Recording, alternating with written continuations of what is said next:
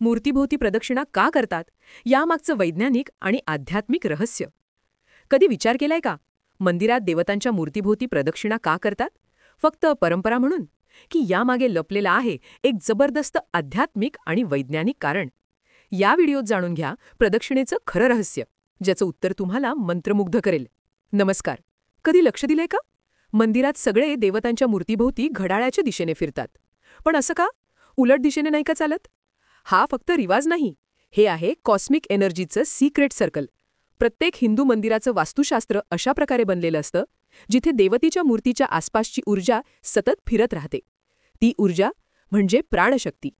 आणि जेव्हा आपण प्रदक्षिणा करतो, आपण त्या ऊर्जेच्या प्रवाहात स्वतःला सामील करतो. म्हणजेच प्रत्येक फेरीसोबत आपलं मन शांत होतं, शरीर शुद्ध होतं आणि विचार सकारात्मक बनतात. पण इथे एक अजून जबरदस्त गोष्ट आहे. प्रदक्षिणा नेहमी घड्याळाच्या दिशेनेच केली जाते, कारण पृथ्वी स्वतःच त्याच दिशेने फिरते. म्हणजे आपण कॉस्मिक रिदमशी ताल जुळवतो. ही फक्त पूजा नाही, ही आहे युनिव्हर्स सोबतचं सिंक्रोनायझेशन. World bracket.